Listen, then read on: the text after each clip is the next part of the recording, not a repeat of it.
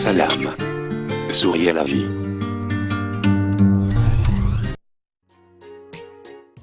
Merci de votre fidélité. Bienvenue dans votre émission Dites-moi tout docteur qui vous parvient tous les dimanches à 14 heures.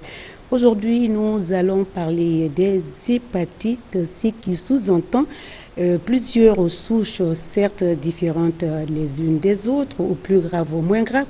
On en saura tout à l'heure avec notre spécialiste. Nous mettrons focus sur celles fréquentes. Docteur Silla Marietou nous aidera certes à comprendre les nuances entre les deux cas et quelle prise en charge sans les détails. Vous pouvez nous joindre dans la deuxième partie au 620 58 90 73. En attendant, comme d'habitude, laissez-nous poser quelques questions à notre invité et nous revenons à vous, cher public.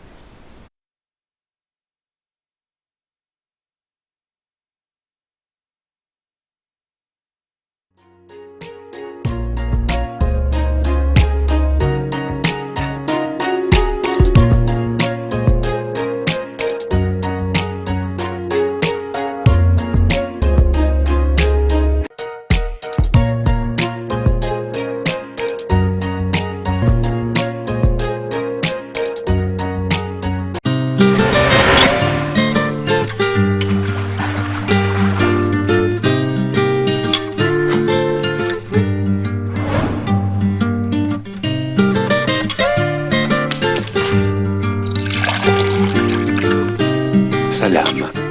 Souriez la vie.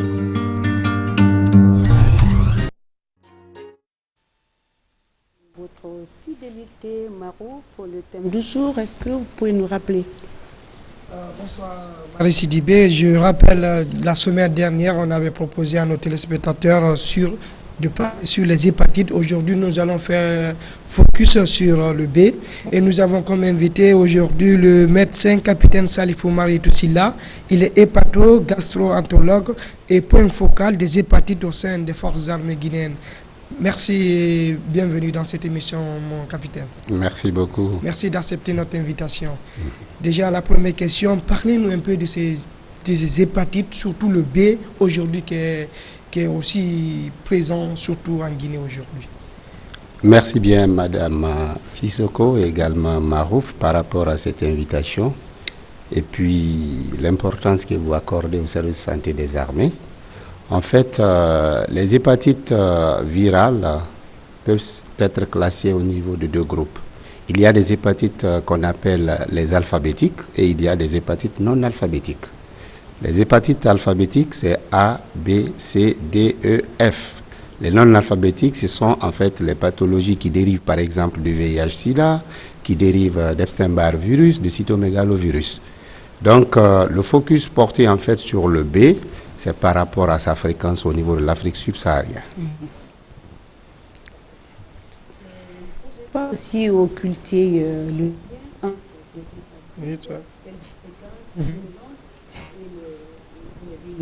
si on en parlera plus tard dans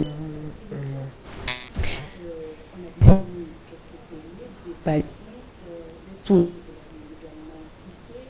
va mettre focus sur le B, vous l'avez dit, c'est par rapport à sa présence dans les pays subsahariens.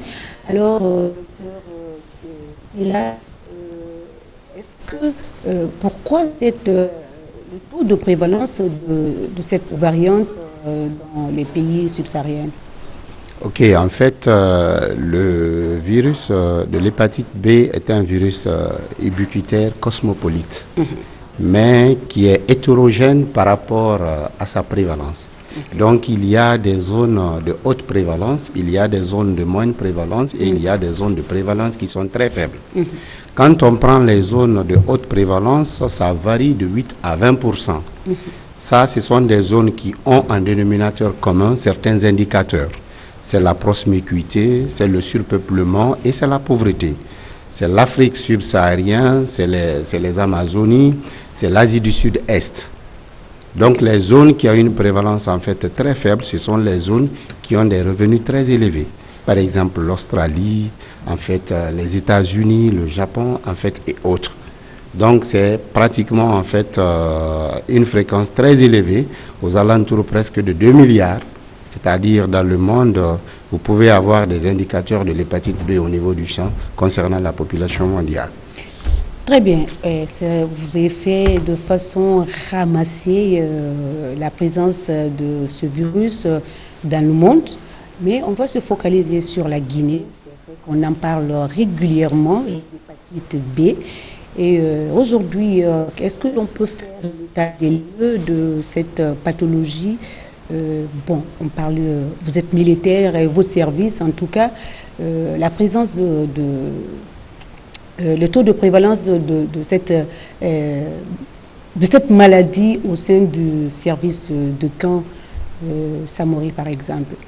Voilà, par rapport en fait au virus de l'hépatite B, dans le cadre national, il faudra qu'on ait en fait une politique nationale de façon collégiale pour pouvoir essayer de trouver en fait une très bonne prévalence nationale. Vous comprenez? Il faudra qu'on essaie de faire en fait en concert s'unir pour pouvoir essayer de définir. Mais définir en un temps réel, dire que la prévalence est ça, il faudra peut-être s'approcher au programme national de lutte contre les hépatites. Donc, en fait, ce n'était pas par rapport à ça. La présence des personnes qui viennent par rapport à la maladie, c'est de ça je voulais faire ressortir. Alors, on va parler un peu les symptômes et les liens entre la maladie et le VIH, et puis tu reviens après. Non, moi, je voulais savoir quels sont les signes cliniques, parce que c'est là-bas d'abord le début de cette maladie. Oui, oui. Si on connaît déjà les signes cliniques, ça peut aussi amener aux gens de comprendre c'est quoi les hépatites. Mais oui, allez-y. Voilà, l'hépatite B, en fait, on a deux phases. Il y a la phase de l'hépatite aiguë, il y a la phase de l'hépatite chronique. C'est-à-dire la phase de l'hépatite aiguë, lorsqu'on fait le dépistage, on trouve que l'antigène HBS, qui est l'antigène de surface, qui est un indicateur de la présence du virus au niveau du sang, lorsque ça c'est présent, il y a facilement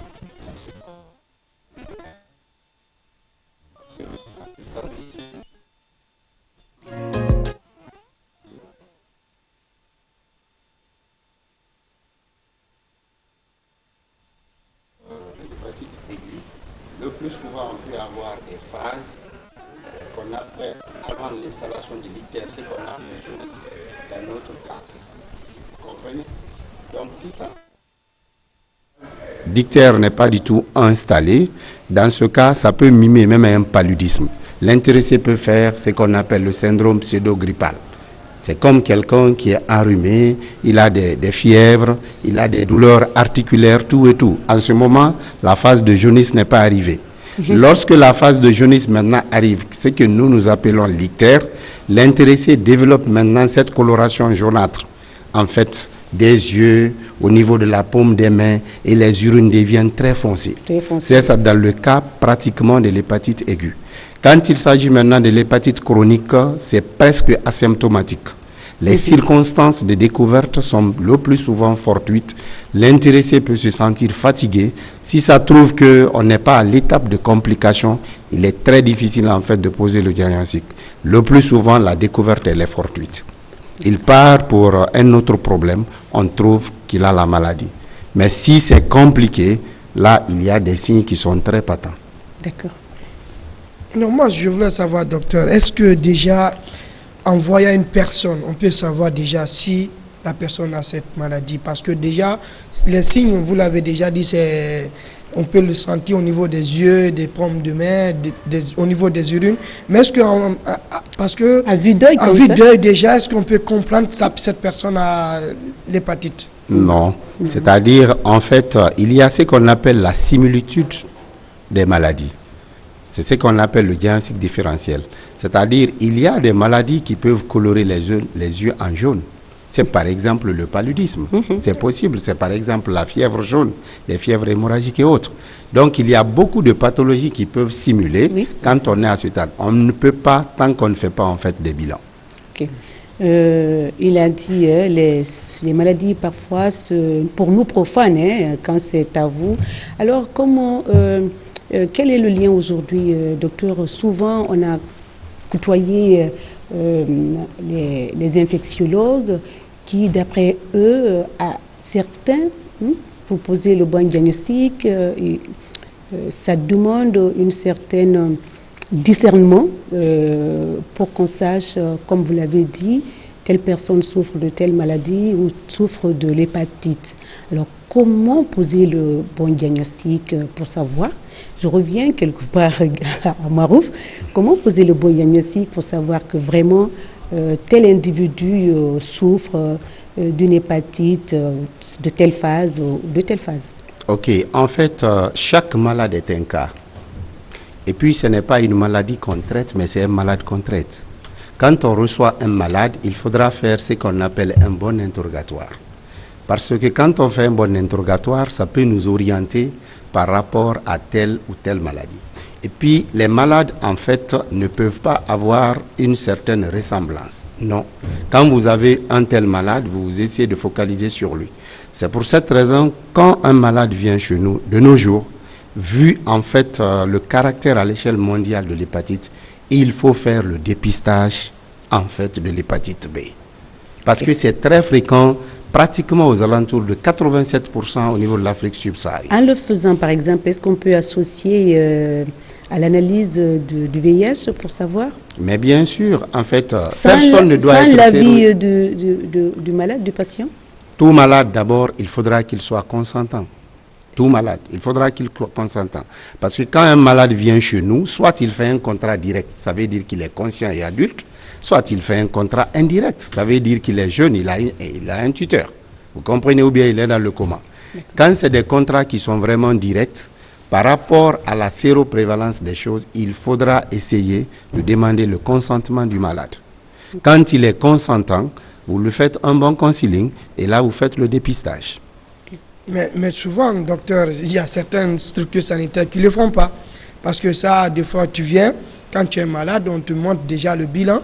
On te dit que tu es positif de cette maladie. Ça, ce n'est pas normal. Voilà. Parce que ça, j'ai vécu beaucoup de ces cas dans ces structures sanitaires. Beaucoup m'appellent, même, est-ce que c'est normal? Je dis non, mais ce n'est pas normal. Il faut avoir le consentement du patient avant certaines analyses. Effectivement. Moi, je voulais savoir, docteur, quels sont les aliments à ne pas consommer quand on a les hépatites? Bon, quand il y a en fait l'hépatite B, il n'y a pas d'interdit par rapport aux aliments. Ce qui est interdit de façon vraiment absolue, c'est le tabagisme, c'est l'alcool, c'est la consommation également en fait des plantes traditionnelles. Vous pouvez vous laver en fonction des tendances et des croyances, mais il ne faudra pas essayer de les boire. Il y a également un aliment, mais ça c'est du côté par exemple du Sénégal. Parce que l'arachide sénégalais contient en fait un champignon qu'on appelle le flavius. Donc ça contient de l'aflatoxine qui, en contact avec l'hépatite B, ça peut le rendre un peu virulent. Ok. Marouf, est-ce qu'on a compris, nos téléspectateurs aussi ont compris le lien entre hépatite B? C'est le cas fréquent, mais est-ce qu'on a retenu, il a cité le cas grave des hépatites. Lorsque vous avez cité en termes chronologiques, quel est le cas le plus grave de ces hépatites? Voilà, la gravité en fait des hépatites, on ne peut pas dire telle hépatite est plus grave que l'autre, vous comprenez? Mais quand on prend les hépatites virales alphabétiques, le A, par exemple, c'est une hépatite, en fait, qui se retrouve à l'état aigu. On rencontre difficilement le A à l'état chronique. Mais le B peut évoluer en chronique. Le C peut évoluer en chronique. Le D peut évoluer en chronique. Et quand il s'agit de l'hépatite E, sa chronicité est retrouvée quand l'intéressé est immunodéprimé. Quand il a des défenses qui sont vraiment affaiblies, le E peut être chronique. Sinon, c'est B, C et D. Très bien. Le B, C, D.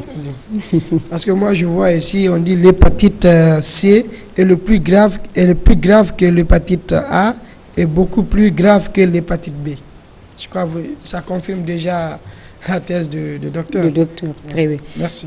Maintenant, est-ce que l'on peut parler un peu de la prise en charge de ces différents cas ou le cas qui nous intéresse aujourd'hui, le B? Voilà, la prise en charge, en fait, il faudra qu'on soit, surtout dans le cadre général, Parce que 2/3 des malades sont reçus par des gens qui ne sont pas hépatogastroentérologues. Ce sont les médecins généralistes qui ont des informations, mais pas trop résolues, concernant en fait les hépatites virales. Dès qu'on dépiste quelqu'un qui a l'antigène HBS positif, la première des choses, c'est de l'orienter vers un hépatologue. Dès que l'antigène HBS est positif dans le cas de B, tu l'orientes vers un hépatogastroentérologue. Parce que chaque cas, comme j'ai dit, a son histoire naturelle. Il faudra qu'on essaie de voir quel est le profil du sujet qui est devant nous. Est-ce qu'il a un profil aigu? Est-ce qu'il a un profil chronique? Mais au niveau du profil chronique, est-ce que c'est un porteur inactif qu'on appelle les porteurs sains ou c'est un porteur actif? Parce que tous ceux qui ont l'hépatite B ne sont pas tous malades. Il faudra comprendre ça. C'est la question que je voulais poser. On parle des hépatites qui dorment pendant longtemps et les hépatites, il suffit d'un petit truc, ils se réveillent et puis paf, on est malade. Alors cela est dû à quoi? Les hépatites dormantes, c'est... Non dormant. C'est vous qui le dites. Qui sont réveillés pour un rien du tout. Oui, d'abord, il faut comprendre que le virus de l'hépatite B n'est pas un virus qui est cytopathogène direct. Ce n'est pas un virus qui s'attaque à l'homme, non. C'est un virus, quand il rentre dans le corps de l'être humain, il a besoin en fait de l'ADN pour pouvoir se multiplier. Donc, il a un tropisme pour le foie. Il part héberger au niveau maintenant des cellules du foie. Lui, il est là-bas et il se replique. Il n'attaque pas. Vous comprenez? Donc, si le virus est dans ce cas, l'être humain a ses propres soldats qu'on appelle les lymphocytes. Vous comprenez? Donc, quand il y a cette médiation immunitaire qui est là, votre immunité tient, le virus reste au respect. Vous comprenez? Il y a des gens qui se retrouvent dans cette phase de tolérance. Les soldats sont là en train de regarder le virus, ils ne l'attaquent pas, mais le virus, il est là, lui, il replique. Vous comprenez? Il ne l'attaque pas. Il y a des trucs maintenant, on va dire, l'étranger qui est rentré dans le corps est en train de mettre au monde beaucoup d'enfants. Qu'est-ce qu'on en fait? Parce qu'il y a des cellules de mémoire. Vous comprenez? Il y a des soldats qui tuent directement, il y a d'autres soldats, ils envoient des obis, ce qu'on appelle les anticorps. Donc ces macrophages-là qui se trouvent localement au niveau des cellules du foie sont appelés les cellules de Kupfer. Ils envoient les informations, peut-être l'organisme peut dire repliquer parce que l'étranger commence à être nombreux. C'est dans cette réplication immunitaire qu'il y a des dégâts. Parce que là, il faut qu'on parle aussi, surtout, vous avez parlé du B, mais le C, on sait que déjà quand il est là, ça devient plus grave que le B. Non, ils n'ont pas la même histoire naturelle. Ils n'ont pas la même histoire naturelle. D'abord, quand on prend la fréquence, au niveau de l'Afrique subsaharienne, c'est l'hépatite B qui est présente. Vous comprenez? Au niveau de l'Afrique, quand on prend l'Égypte et le Kenya, c'est le C, par exemple, qui est beaucoup plus nombreux. Et nous, dans notre cas, on est à une portion de 1 à 5%. Donc, pratiquement, pour nous, c'est le B qui est important. Mais ils n'ont pas la même histoire naturelle. Parce que dès que tu as le virus de l'hépatite C dans ton corps, tu fais le test, le VHC est positif, tu ne traites pas directement. Tu fais d'abord la charge virale parce que c'est un virus à ARN, tandis que le B, c'est un virus à ADN. Quand tu fais la charge virale, tu trouves que le C est indétectable, tu ne traites pas. Maintenant, si la charge virale du C est positive, tu dois le traiter, mais en passant d'abord par le génotypage. Parce qu'il y a des génotypes qui répondent également à un protocole thérapeutique. Tandis que le B, le sujet peut rester 10 ans, 20 ans, 100 ans, je peux dire, tant qu'il est porteur inactif, tu ne traites pas. Parce que les critères d'éligibilité ne sont pas là si tu n'es pas dans des cas qu'on appelle préemptifs. Très bien. Je crois déjà, il donne une assurance déjà aux téléspectateurs qui ont déjà ces maladies. Qui souffrent de cette pathologie. Vous avez dit tout à l'heure, même si vous ne l'avez pas dit comme j'aurais voulu moi entendre pour pouvoir poser la question, les hépatites ou l'hépatite est une inflammation, une infection du foie. Alors, causée soit par des médicaments ou des aliments toxiques. Alors, certains ne prennent pas des médicaments qui peuvent entraîner ou qui peuvent causer la maladie, qui ne boivent pas non plus, mais peuvent souffrir à un certain âge de cette maladie. Alors, comment est-ce que vous expliquez ça, docteur Sylla? Dans ce cas, en fait, nous ne sommes pas dans les hépatites virales. Les hépatites virales, c'est le virus qui provoque. Ok. Il y a des autres hépatites qui ne sont pas infectieuses. C'est par exemple lié à la toxicité des médicaments. Vous comprenez un peu, les gens peuvent en prendre et puis essayer de souffrir. Est-ce que l'on peut connaître les catégories de ces médicaments qui peuvent entraîner ces problèmes de foie? Voilà, d'abord c'est le traitement traditionnel. N'oubliez pas que le foie est le laboratoire de l'organisme. Tout à fait. Tout ce que vous prenez par la bouche Passe va par passer là-bas. directement Par le en foie. fait au niveau du foie. Et au niveau du foie, il y a une protéine qu'on appelle le cytochrome P450. Le plus souvent, qui traite énormément tout ce qui est étranger à l'homme.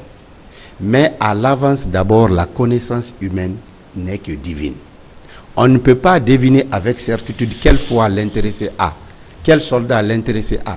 Il y a des foies alcooliques, il y a les foies tabagiques, il y a les foies de médicaments traditionnels, il y a des foies gras. Vous comprenez? Donc parfois les gens ne partent pas à l'hôpital, c'est les maladies qui les amènent à l'hôpital. Tout à fait. Ils ne partent pas pour faire un dépistage systématique par rapport à une telle ou telle maladie. Le plus souvent, si la douleur envoie quelqu'un à l'hôpital, c'est que c'est un peu tard. Alors qu'on doit jouer dans la prévention primaire avant que la maladie même ne s'installe. Et C'est oui. pour cette raison on doit bien manger, on doit faire le sport et limiter également le traitement traditionnel sans gâter. Je connais la vertu quand même, les tradithérapeutes. Absolument, absolument. Voilà, mais quand même limiter leur consommation. Et également, il y a les médicaments modernes. Par exemple, tu prends les anti-inflammatoires non stéroïdiens. Tu prends également le paracétamol parfois, même à dose thérapeutique, peut en titiller le foie.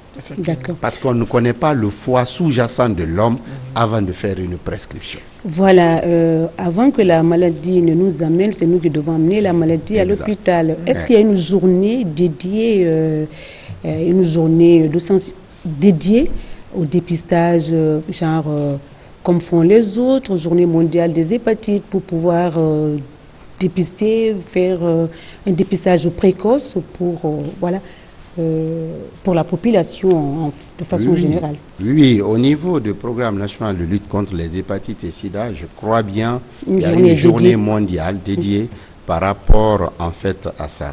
Dans le cadre également de l'armée, nous on doit sortir en connivence avec les chefs, c'est-à-dire sortir pour faire d'abord une campagne de sensibilisation au niveau en fait des centres d'instruction d'infanterie. Pourquoi? Parce que actuellement on a recruté les gens. Il faudra que les gens soient informés par rapport au mode de contamination des hépatites, par rapport également à la symptomatologie et comment les prendre en charge avant qu'on ne procède à un dépistage collégial. D'accord. Est-ce qu'on en a parlé, mode de transmission? Non. Alors, c'est une opportunité. Parlez-nous un tout petit peu avant la deuxième Non, partie. on attend les questions, on ne vote pas.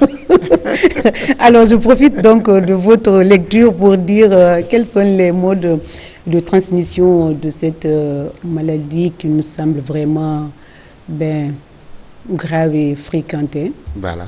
L'hépatite B, en fait, ces modes de contamination, surtout, dépend en fonction de cette répartition géographique. Quand vous prenez par exemple l'Afrique subsaharienne, le mode vertical est le mode le plus fréquent, c'est-à-dire la transmission entre la maman et l'enfant ou la transmission périnatale. Parce que le fœtus peut être contaminé au cours de la grossesse. L'enfant peut être contaminé au moment de l'accouchement ou les 5 premières années en fait de vie. Vous comprenez? La deuxième voie, en fait, c'est la voie horizontale, la promiscuité.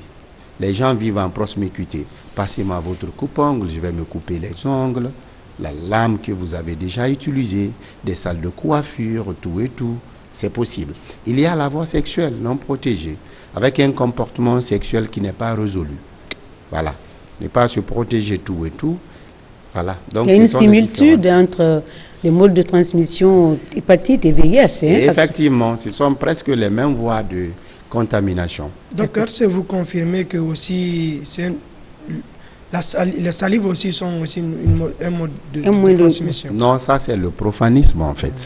C'est-à-dire au niveau de la salive et au niveau de sueur, il y a ce qu'on appelle l'inoculum. L'inoculum c'est quoi? C'est la quantité minimale qui puisse infecter l'homme par rapport par exemple au VHB.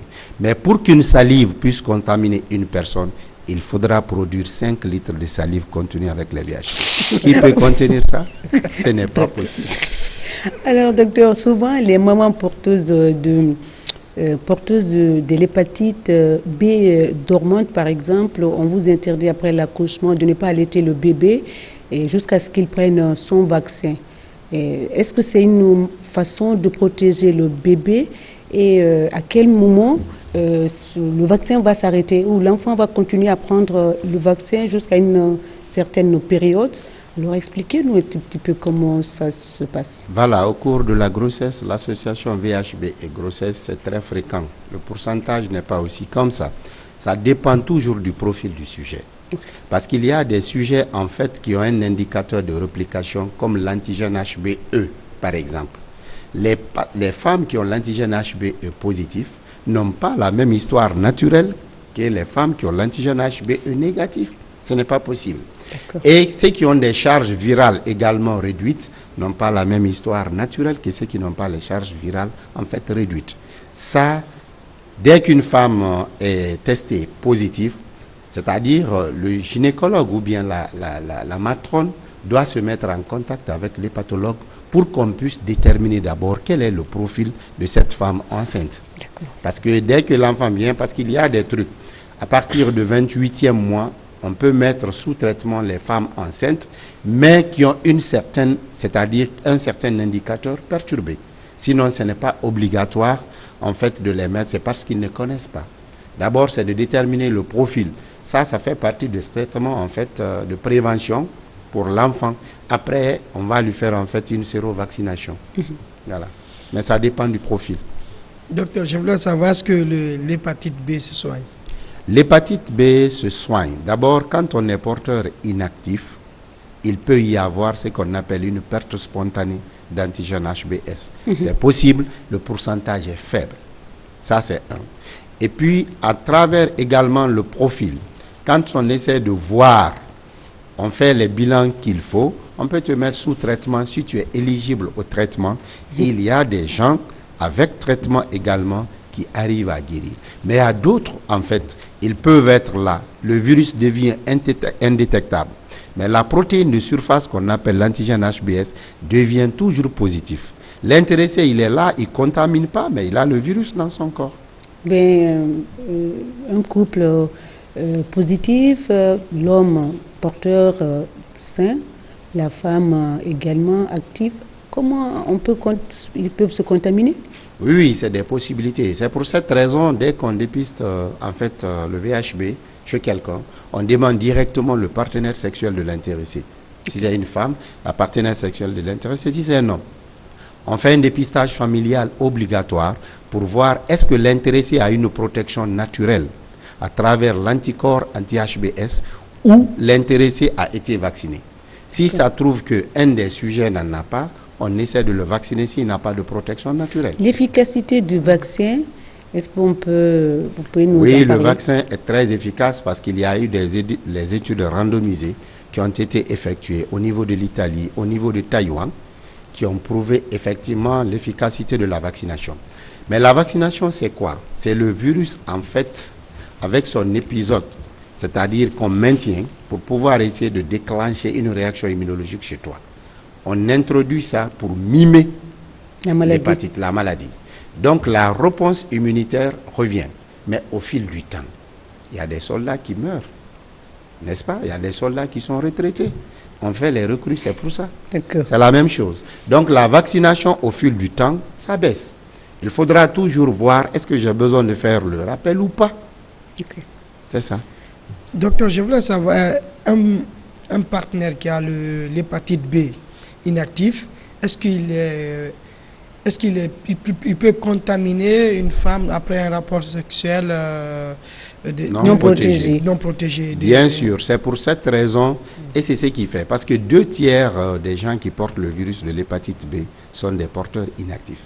C'est ce qu'on appelle l'infection chronique à antigène HBE négatif, mais en dehors du mutant. Parce qu'il y a des virus mutants. Concernant le virus sauvage, en fait, c'est ça. Quand tu l'as, tu dois faire le suivi. Parce que l'hépatite a une histoire naturelle dynamique. Ça peut se reverser dans la réactivation, ça peut se reverser dans l'inactivité. Quand tu l'as de façon trimestrielle, on te suit. de façon semestrielle, on te suit, de façon annuelle, on te suit. C'est pour viser l'éligibilité au traitement, mais tu deviens contaminant, mais pas comme les autres. Mais tu deviens contaminant. Et le risque de développer un cancer ou une cirrhose n'est pas exclu. Très bien. Moi, j'ai toujours une question pour le docteur. Hein, Vas-y, pour le médecin. vas-y. Parce que la déjà, on deuxième voit, partie. je ne sais pas si vous êtes sur les réseaux sociaux, on voit souvent les publicités sur certaines maladies, Notamment. non, certains produits qui parlent du traitement des hépatites, on parle du B, surtout le B. Mais est-ce que là, est-ce que vous, en tant que médecin grand spécialiste, vous êtes d'accord sur ces produits déjà qui font le tour de ces réseaux sociaux qui parlent du traitement de cette maladie? Voilà, dès que vous voyez une situation en fait sur les réseaux sociaux, ça devient cosmopolite. Tout ce qui envoie des informations soutenues, il faut payer les moteurs de recherche. Tout à fait. Voilà, quand vous partez en fait, vous essayez de prendre comme ça, c'est ce qui rend les gens, ils évoluent dans l'obscurantisme, dans le Oui, profanisme. justement, pour te rejoindre, même dans les radios, on entend, en tout cas les médecins, je ne sais pas si c'est les praticiens qui disent, qui pensent que je peux soigner les hépatites B, ou les hépatites, plus notamment hépatite B. Alors, est-ce que, justement, comme vous le dites, est-ce que ce n'est pas une manière de trimballer les malades vers eux, leur soutirer de l'argent et en contrepartie, la personne, il n'y aura pas de résultat? Moi, en tout cas, je voulais faire cas dans cette émission. Dans les radios, on entend les médecins qui font leur promotion dire qu'ils peuvent soigner cette pathologie. Alors, il m'a pris un peu en avant. Je voulais on parlait des vaccins ou de vaccins. Est-ce que chez nous, les vaccins sont disponibles? Les vaccins sont disponibles, les vaccins sont disponibles. Qui doit prendre ces vaccins? Bon, par rapport à ça, on ne va pas directement vacciner les gens. Okay. Si on tient compte quand même de la politique sanitaire, et puis également un peu de l'économie, tous ceux qui ont l'antigène HBS négatif, les gens les vaccinent systématiquement. Okay. Vous comprenez? Mais si on tient compte, en fait, le niveau A de preuve par rapport à la science, quand on le fait, il faudra voir d'abord, est-ce que l'intéressé n'a pas une protection naturelle? Ça ne sert à rien de protéger quelqu'un qui est déjà protégé. Sinon, Absolument. tu peux essayer de créer, parce qu'il y a déjà l'hypersensibilité, ces soldats sont là informés. Toi, tu lui donnes encore le vaccin, ça réagit. On va dire, ah, le vaccin qu'on a donné, il est mauvais, ou on veut le tuer, ce n'est pas ça. Vous avez trouvé déjà un corps sensibilisé. Et quand vous lui donnez, le fait que ça mime la maladie, votre organisme réagit, parfois même ça peut vous tuer. Donc, normalement, dans le dépistage, on fait l'antigène HBS, l'anticorps anti-HB, c'est Toto, et l'anticorps anti-HBS. Très bien. Avant d'afficher le numéro, peut-être que c'est même affiché, le 620 58 90 73. Vous avez dit tout à l'heure qu'au niveau des garnisons d'infanterie, vous êtes en train de faire les sensibilisations. C'est en cours, oui. Comme vous avez recruté.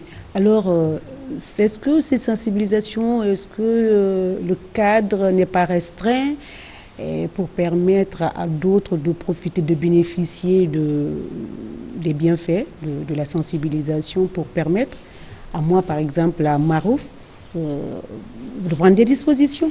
Oui, effectivement, mais en fait, comme on est en fait une entité spéciale, il y a également en fait... Tu ne peux pas nous faire profiter, nous? Oui, bien sûr. Ce qu'on est en train de faire comme ça, c'est de faire profiter d'abord tout le monde, parce que c'est le média, et c'est un média qui est planétaire.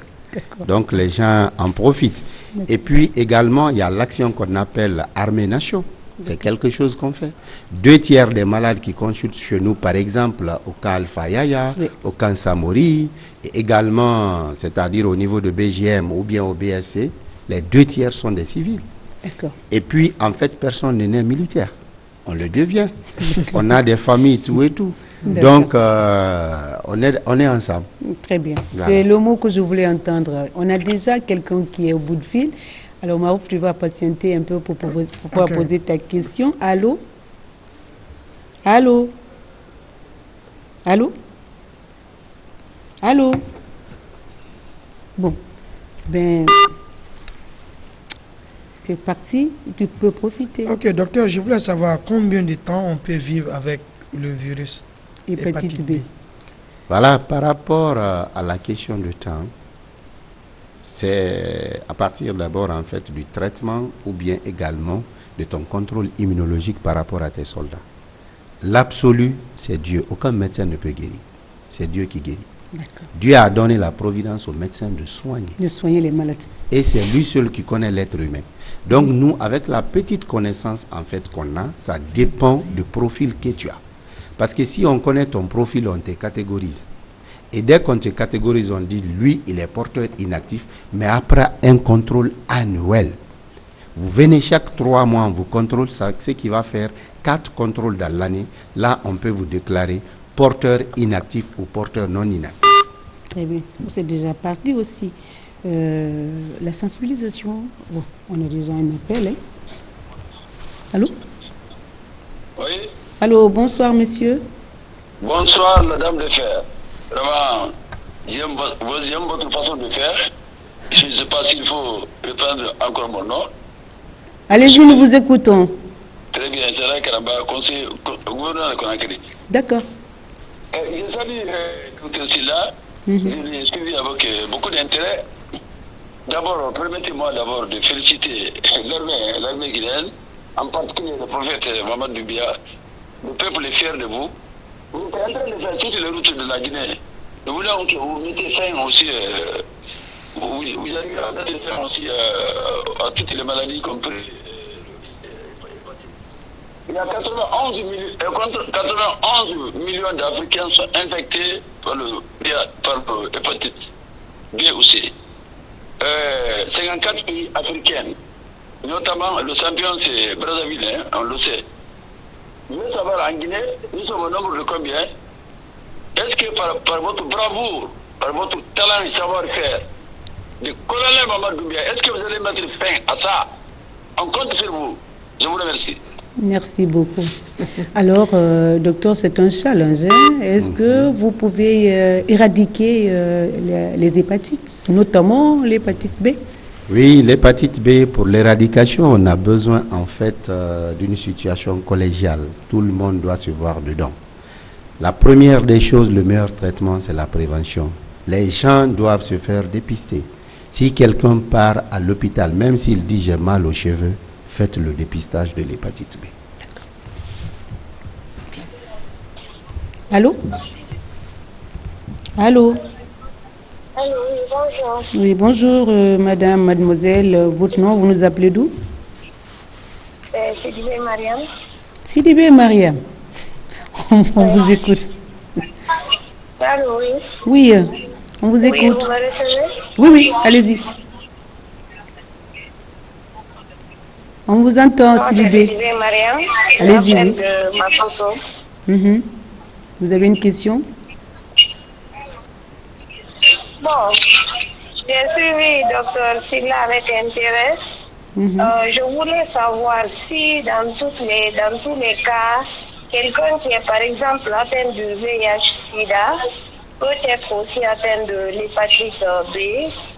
Et puis aussi, bon, et je voulais aussi savoir, parce que moi j'aurais appris que quand quelqu'un a l'hépatite B, que la sueur aussi est contagieuse. Donc, comment on doit faire? Parce que souvent, les gens sont toujours proches ici chez nous, on se frotte l'un à l'autre. Donc, dans des cas comme ça, quelles sont les précautions à prendre pour éviter de telles contaminations? Et à part aussi des relations sexuelles, quels sont les facteurs qui peuvent aussi donner la maladie? C'est ce que je voulais savoir. Merci, Sidibé, docteur. Merci, madame. On a parlé de promiscuité, on a parlé de la pauvreté, et on a parlé de beaucoup d'autres facteurs. Alors, Voilà, d'abord l'association VHB et puis le virus du sida, d'abord ils ont les mêmes voies pratiquement de contamination. Mais quand il y a en fait cette association, l'interaction le plus souvent, parce que l'un qui est le virus d'immunodéficience, ça affaiblit déjà en fait l'immunité. Vous comprenez? Donc, avec le VHB qui n'attaque pas directement l'homme, qui est là juste à repliquer, il va essayer, le VIH va essayer de favoriser l'installation beaucoup plus vite des complications de l'hépatite B, tels que la cirrhose, l'encéphalopathie, le cancer du foie. D'accord. Donc c'est une mauvaise interaction. Maintenant, par rapport en fait à la sueur, D'accord. c'est ce que je vous dis, il y a un problème d'inoculum. La salive, sueur ne fait pas une contamination directe parce que tout passe par des brèches. Même le rapport sexuel, il faut que ça soit traumatique pour qu'on puisse être contaminé. Ok, il faudrait aussi que le partenaire ait une plaie peut-être. Voilà. Que le partenaire Exact. et la partenaire aient une plaie au niveau de la bouche pour qu'il y ait Parce qu'il y a contamination. les pratiques sexuelles. Voilà. Il y a les pratiques sexuelles. D'accord. Allô? Oui, allô, bonsoir. Oui, bonsoir monsieur. Vous allez bien? Très bien, votre nom, vous nous appelez d'où? Bouakar Conté, je vous appelle de Madina. Depuis? Madina. D'accord, nous vous écoutons monsieur Conté. Ok. Ok, je suis docteur Silla avec intérêt. Merci. Donc, moi, j'ai eu quelques questions à poser à docteur Silla Allez-y. concernant cette maladie hépatique. Hépatite, oui. Oui, nous sommes des profanes dans cette matière. Mm. En tant qu'une personne, comment on peut savoir j'ai eu telle maladie? Parce qu'on est maçon, sur le canton, on ne peut pas sentir. Pour moi, comment on peut sentir, connaître ça? D'accord, c'est la question de Marouf qui revient. Hein. Comme moi, à vue d'œil, physiquement, ça ne s'écrit pas. Hein. Ça ne s'écrit Oui, pas c'est sur surtout l'offrant. Parce que souvent, pourquoi j'ai posé cette question, docteur? Parce que nous, journalistes spécialistes des questions de santé, souvent on nous pose ces questions dans le quartier.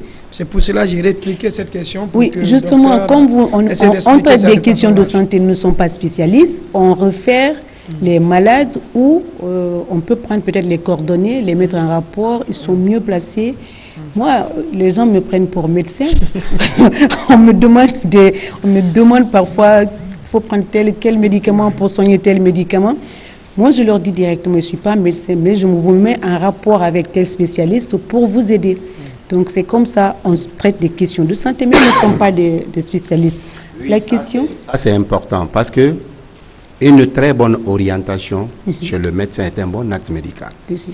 Il faudra que les gens arrêtent de construire leur bonheur durable sur le malheur durable des gens. Il faut donner à César Ce qui ce qui appartient à César. Absolument. Tu es dans ton domaine, tu sais que ça là, ce n'est pas mon domaine. Tu l'orientes. Quand on fait comme ça des consultations interdisciplinaires, des réunions de concertation pluridisciplinaire, on peut prendre en charge de façon holistique un malade.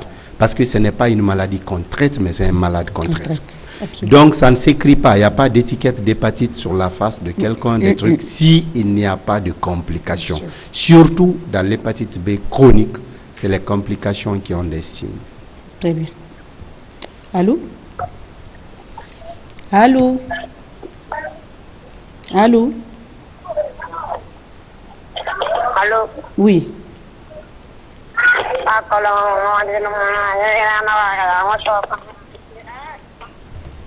C'est les enfants qui s'amusent. On arrive vers la fin. On va prendre d'abord, on va lire quelques messages. Marou, il ne faudrait pas qu'on oublie ça. Et contribue aussi à enrichir cette émission. Désolé, laissez-nous lire quelques questions. Salut, vous allez bien? Je me nomme Mariam Silla depuis Nongo. Je voudrais poser une question. Qu'est-ce que l'hépatite et quels sont les symptômes? Ça a été dit. On peut reprendre ou bien c'est pas la peine, docteur? Ouais. Alors, celui-là demande. Laissez-nous lire. Bonsoir, monsieur docteur. Qu'est-ce qui provoque quand on rentre dans la. Il y a un. Oh là là. C'est pas le thème du jour. Il faut lire. Le thème du jour, c'est affiché au bas de l'écran. Le thème du jour, c'est pas ça. Quand on rentre aux toilettes, c'est qui sort.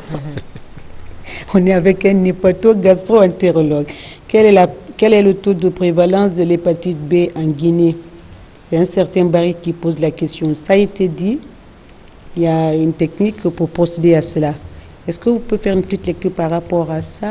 Il demande du taux de prévalence. Quels sont les moyens qu'il faut mettre en place pour qu'on ait une étude liée au taux de prévalence? Oui, ça, en fait, on a déjà une politique nationale qui est là. Oui, le programme, malheureusement, Voilà. c'est le Il faut programme davantage qui était mieux qu'on placé. essaie de travailler. Mais comprenez un peu, quand on prend notre ratio, c'est très faible. Quand vous prenez toute la République de Guinée, on n'a pas 10 hépatogastro-entérologues. Alors, est-ce qu'on peut parler un peu de la relève? Il n'y en a pas beaucoup, mais la Effectivement. maladie prend de l'ampleur. Oui, la maladie prend de l'ampleur alors que les gens qui doivent les prendre en charge Ne sont pas nombreux. voilà, nombreux, tout et tout. Donc ça, en fait, il faudra qu'on essaie de baser beaucoup plus. Il n'est de ressources que d'hommes. Donc la formation doit être vraiment de très grande échelle pour qu'on puisse avoir des gens jusqu'à l'intérieur du pays. Sinon, tout sera orienté à Conakry. Tous les hépatogastro-entérologues sont à Il y a Conakry. de services à l'intérieur du pays, dans les grandes préfectures. Il n'y en a pratiquement pas à ma connaissance. Donc il faudra qu'on essaie de décentraliser en créant des moyens. Parce qu'avant de parler des missions, il faut parler d'abord des moyens. Quand on crée des moyens, les gens vont partir jusqu'à Zérekoré. Au moins avoir une représentation régionale. Ok. Moi, je voulais savoir, Marouf, docteur. on lise la question les plus, tu Ok, pas de reviens. problème, ouais. Parce que c'est leur moment, quoi. Alors, bonsoir, docteur. Il est bonsoir, le grand médecin. Et il voudrait savoir s'il y a un produit qui traite définitivement l'hépatite B, si oui, lequel, et quelle est la durée de vie du virus dans le corps avant qu'il se transforme en cirrhose ou devenir chronique. Salif Outraoui depuis son phonia. Bon, par rapport à ça, en fait, comme on a dit, le virus n'est pas cytopathogène direct par rapport à la transformation. Mais en fait, c'est un virus oncogène. Pour que le virus puisse développer d'abord en fait le cancer, le plus souvent, ça passe d'abord par le stade de cirrhose. Quand on parle de cirrhose, ça veut dire que c'est une définition purement histologique.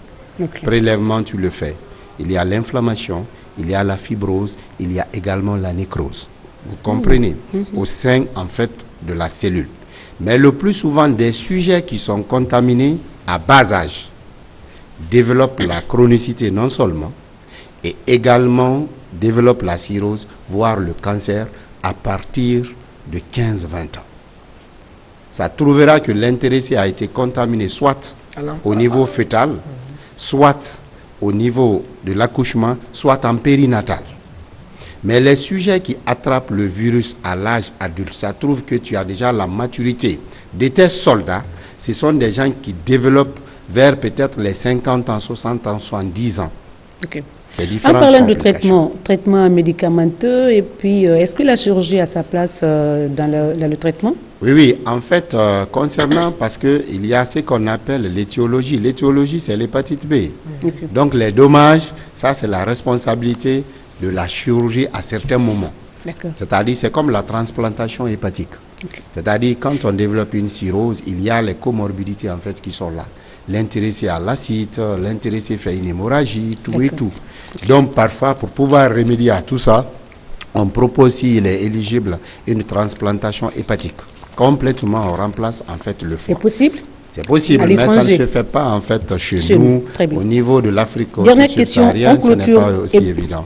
Mais sinon, le tenofovir est un très bon médicament. Très bien. Dernière question, après Marouf, tu nous annonces le thème de la semaine prochaine et puis on clôture rapidement. On n'est pris pas. Je voulais savoir votre collaboration avec votre service de santé des armées, avec des autres gastro-entérologues du pays, parce que là, il faut un travail collégial de groupe pour le traitement de cette maladie. Quelle est la collaboration que vous faites? Mise en place, en heure, en perspective, on ne sait pas. Oui, la collaboration, elle est étroite. On se connaît. D'abord, on n'est pas nombreux. On a une plateforme des hépatogastro-entérologues, qui est cette plateforme également qui est presque dirigée par nos chers maîtres, le professeur Kake et le professeur Djibril en médecine interne, parce que nous, on n'a pas pour le moment de professeur en hépatogastro-entérologie. Ça, c'est un de deux. Nous sommes tous des anciens chercheurs. On enseigne à l'université. Donc ce brassage en fait est là déjà tout et tout. D'accord. On est pris par le temps. Dernier mot, docteur, si là on est pris par le temps. Donc le dernier mot en fait, moi je ne fais que remercier en fait la RTG par rapport à l'opportunité que vous nous offrez pour cette grande visibilité.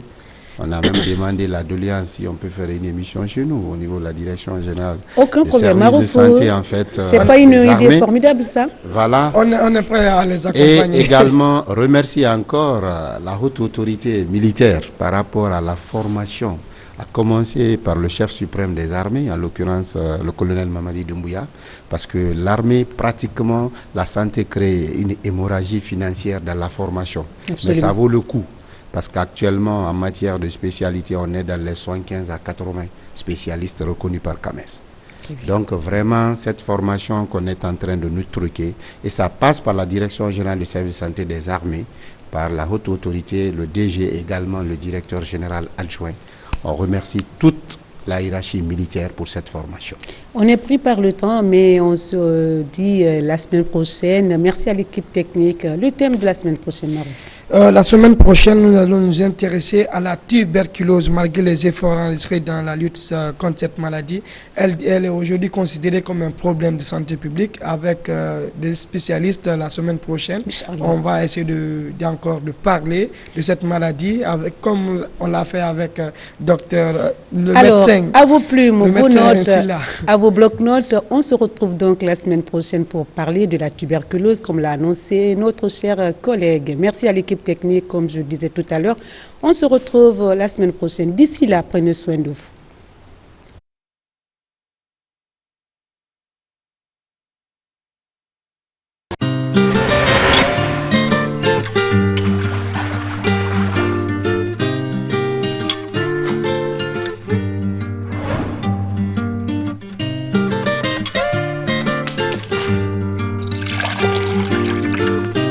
Salam. Souriez la vie.